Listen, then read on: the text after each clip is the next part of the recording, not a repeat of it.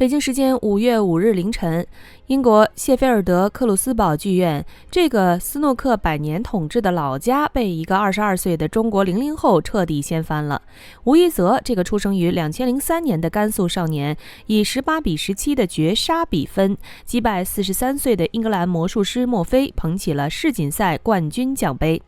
大家好，欢迎来到星球热点。国家大事从不缺席，舆论场中抽丝剥茧，聚焦独家中国资讯。点赞、订阅加小铃铛，带你用不一样的视角读懂中国故事。小编先给大家科普一个关键知识点：斯诺克世锦赛是斯诺克3大赛中含金量最高的赛事，没有之一。采用35局18胜制，分4个阶段进行，能站上决赛赛场的都是世界顶尖选手，而能打满35局的决赛更是百年难遇。这是世锦赛决赛史上第4次打满全场，上一次还是24年前的2002年。这场决赛每一局都在刀尖上跳舞，开局吴一泽就展现出惊人状态，3比0梦幻闪击给了墨菲一个下马威。本以为少年会一路领跑，可老牌名将墨菲怎会轻易认输，立马回敬4连胜，硬生生将比分扳成4比4平。第一阶段双方握手言和，进入第二阶段，吴一泽迅速稳住阵脚，调整节奏，轰出单杆103分的破百成绩，凭借稳定的发挥，以10比7的领先优势结束了第二阶段的较量。此时很多人都以为吴一泽胜券在握，可竞技体育的魅力就在于不确定性。第三阶段风云突变，墨菲突然发力，连胜5局，疯狂反超，现场英国观众的狂欢呐喊声几乎要掀翻克鲁斯堡的屋顶。绝境之下，22岁的吴一泽没有慌，反而唤醒了骨子里的韧劲，大心脏属性彻底爆发。他不慌不忙调整击球节奏，回敬3连胜，硬生生把比分咬回13比12，仅以1分的微弱优势进入最窒息的决胜阶段。第4阶段的终极决战，悬念拉满到让人不敢呼吸，双方比分交替上升，14平、15平、16平，每一局都拼到最后一颗球，每一次击球都牵动着所有人的心。第33局，吴一泽打出单杆91分，成功拿到赛点，可墨菲不愧是传奇老将，第34局单杆75分强势扳平，比分定格在17比17。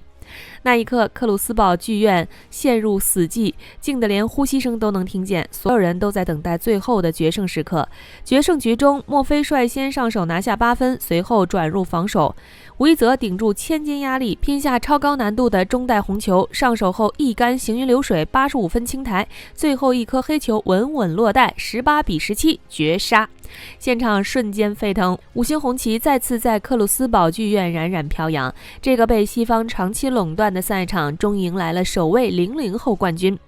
外网评论区彻底疯了，一位英国网友直言：承认吧，斯诺克的未来已经不在英伦了，现在这片赛场的绝对统治权属于中国球员。加拿大网友更是惊叹，他才22岁，第3次参加世锦赛就夺冠，冷静的像个征战20年的老将。我们正在见证新时代的交接。夺冠之后，吴一泽的感言没有华丽的辞藻，却字字戳心，句句动人。他握着奖杯，眼里含着泪光说：没有人比我更希望得到它，我愿意为之付出一切。我觉得这是一种信念。他也没有忘记身后的支撑，反复强调父母才是真正的冠军，他们是我的精神力量。从我儿时辍学的那一刻起，我的父亲就从来没有离开过我，包括我的母亲。还有一个让人暖心的细节，吴一泽上场时听见现场球迷发出呜呜的呼声，一开始误以为是在道喝彩，得知是为自己助威后，他说了一句与年龄极不匹配的话：谢谢他们，无论是支持哪位球员，我觉得只要喜欢这项运动就够了，喜欢谁不要紧，喜欢这项运动就好。这份通透与包容比冠军奖杯更动人。随着这场绝杀夺冠，吴一泽的世界排名也迎来了重大突破。根据最新的斯诺克世界排名，吴一泽凭借世锦赛冠军获得的50万英镑奖金和相应积分突破100万，即时世界排名从赛前的第10位直接飙升至第4位，创造了个人职业生涯的最高排名。值得一提的是，他以22岁203天的年龄，成为了克鲁斯堡历史上第2年轻的世锦赛冠军，仅次于亨德利1990年夺冠时的21岁105天。同时，这也是继2025年赵心童夺冠后，中国选手连续2年斩获世锦赛冠军，实现亚洲斯诺克史上首次连冠。很多人只看到吴一泽22岁夺冠的荣光，却不知道这座冠军奖杯的背后是一个普通家庭的全力以赴，是一个少年10几年如一日的坚守与隐忍。2003年，吴一泽出生在甘肃兰州的一个普通家庭，没有优越的家境，没有得天独厚的训练条件。他与斯诺克的缘分始于5岁那年的一次偶然接触，仅仅几分钟，这个懵懂的孩子就被绿色球桌上的白球吸引，眼里闪着光，这份刻在骨子里的热爱被父亲吴杰品看在眼里。13岁那年，吴一泽做出了一个让所有人意外的决定，辍学，专心从事斯诺克专业训练。这个决定在当时遭到了很多人的质疑，世俗的眼光、未知的未来都压在这个少年和他的家庭身上，但父母没有丝毫犹豫，选择站在儿子身边，成为他最坚实的后盾。西北内陆的斯诺克土壤终究贫瘠，没有顶尖的训练设施，没有高水平的对手，想要走得更远，必须去更大的舞台。为了儿子的梦想，父亲关停了经营多年的古董店，卖掉了兰州的唯一住房，举家南迁，前往东莞，全程陪伴吴一泽训练，斩断了所有退路，把所有的希望都寄托在儿子身上。吴一泽也没有辜负父母的付出，早早展现出惊人的天赋。14岁时，他拿下 IBSF 世界青年 U21 锦标赛冠军，15岁包揽中青赛和世界 U21 双冠，成为业内公认的最具天赋的中国选手之一。更让人惊叹的是，他在日常训练中仅用4分32秒就打出了满分147。要知道，斯诺克最快满分纪录是奥沙利文创造的5分08秒。也正因这份犀利果断的球风，他被称为中国小火箭。2021年，18岁的吴一泽通过职业资格选拔赛正式踏入斯诺克职业赛场，开启了自己的职业之路。首个赛季，他就在3站排名赛中闯入32强，凭借亮眼的表现斩获年度最佳新人奖。但职业赛场的残酷远超想象，职业生涯的第2个赛季，吴一泽打入世锦赛正赛，也在欧洲大师赛跻身8强，但更多的时候，他要面对资格赛折戟、正赛一轮游的低谷。那个赛季，他的世界排名被定格在了第51位。